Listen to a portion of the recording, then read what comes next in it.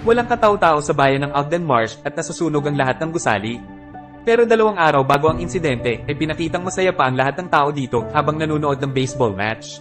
Pero maya-maya lang ay naalarma ang lahat nang biglang pumunta sa gitna si Rory na may dalang shotgun habang naglalakad ng nakatulala. Kaya nilapitan siya ni Sheriff David upang kausapin dahil iniisip ni David na lasing lang si Rory. Pinakiusapan niya si Rory na ibaba ang baril nito, pero umakbang babarilin siya kaya inunahan niya na to. Kinagabihan, humingi siya ng pasensya sa asawa nitong si Peggy at nagpaliwanag siyang lasing ito kaya wala siyang choice. Pero di naniwala sa kanya si Peggy dahil ilang taon na daw di umiinom ng alak ang asawa niya. Kinabukasan, nakatanggap siya ng tawag mula sa autopsy at ang sabi ay wala nga daw alkohol sa dugo ni Rory. Dahil sa pagkadismaya ay bumalik siya sa lugar.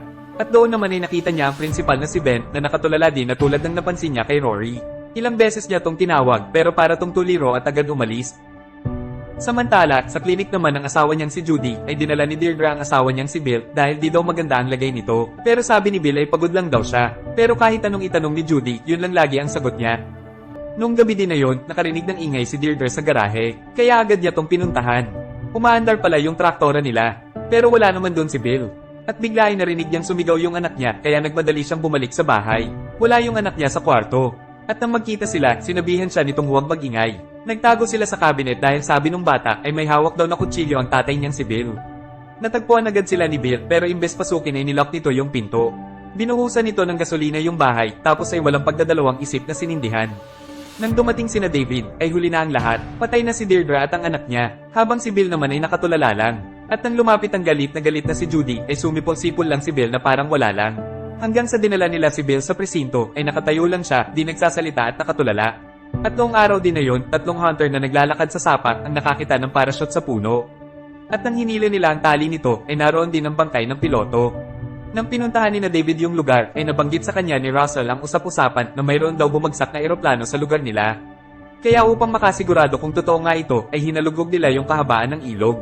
At doon nga ay natagpuan nila yung malaking eroplano, habang pinakita naman yung bayan nila sa satellite kung saan may nakasulat na containment protocol.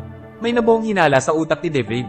Dahil alam niyang doon ang gagaling ang supply ng tubig nilang iniinom, ay pinatrace niya kung kaninong bahay ang pinakamalapit doon sa ilog. At yun pala ang bahay ni Rory. Yung nabaril niya kanina sa umpisa.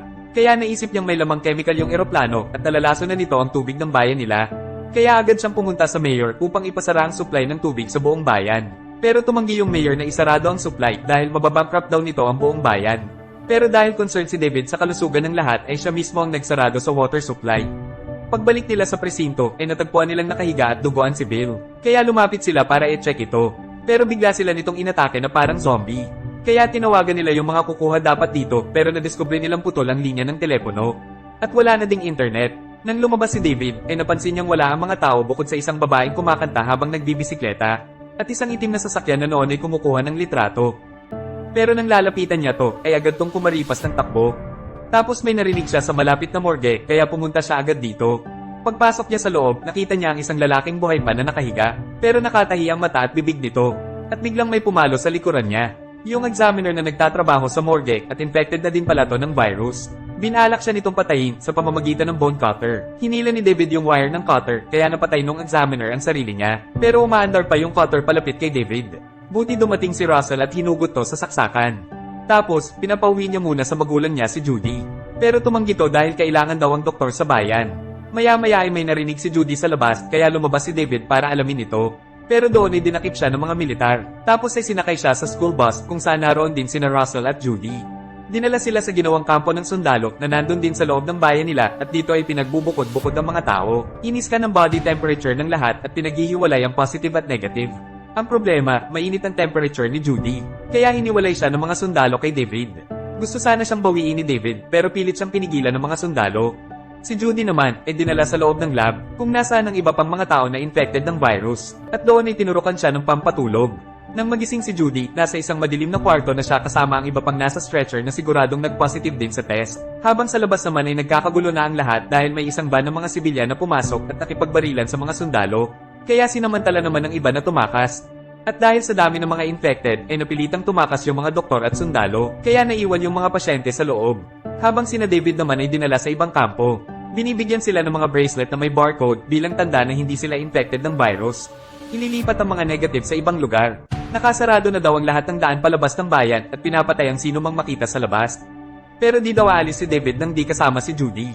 Kaya tumakas siya at bumalik sa presinto nila. Kinuha niya ang baril niya at maya-maya pa dumating din doon si Russell na akala niya kalaban. Nagtago sila nang marinig nila ang dumaan na sasakyan at paliwanag ni David buntis daw si Judy kaya may lagnat. Kaya nagpasya silang balikan si Judy sa kampo. Kay Judy naman nandun din pala ang kaibigan niyang si Becca. Pero maya-maya pa pumasok ang isang infected sa loob ng kwarto. At ito pala ay si Ben, yung principal. Pinatay ni Ben yung isang pasyente nang walang alinlangan.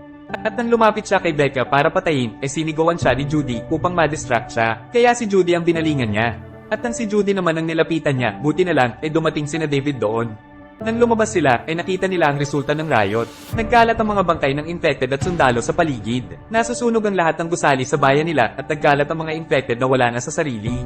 Naghahanap sila ng kotse na maaari nilang sakyan nang makarinig sila ng ingay na papalapit sa kanila. Kaya agad silang nagtago sa likod ng sirang sasakyan. Yung mga hunter pala na infected pumapatay na ng mga tao. At nang makalis na ang mga ito pinagpatuloy na nila ang paglalakad. Hanggang makarating sila sa bahay ng boyfriend ni Becca. Sinalubong sila nito, si Scotty, na may hawak na baril dahil kala nito infected sila. Pero nang matutukan din to ng baril ni David, nakinig na din to sa paliwanag nila. Hindi daw siya infected, pati ang nanay niya na nasa loob ng bahay. Pero nakarinig sila ng papalapit kaya nagtago sila sa bodega bago pa makarating yung mga sundalo. Pero kinuha nila yung nanay ni Scotty, kaya lumabas si Scotty para sumaklolo, pero binaril nila si Scotty, pati ang nanay niya. Tapos agad silang sinunog. In-inspection ng mga sundalo ang buong lugar, kaya pumasok yung isa sa bodega. Pero agad naman tong nahuli ni na David. Di daw alam ng sundalo kung anong meron sa paligid, basta ang order lang daw ay patayin ng lahat. Pero nangako siya na pag pinakawalan nila siya, di niya sila ituturo. Kaya pinakawalan din siya ni David. At tulad ng pangako niya, di niya nga sila tinuro.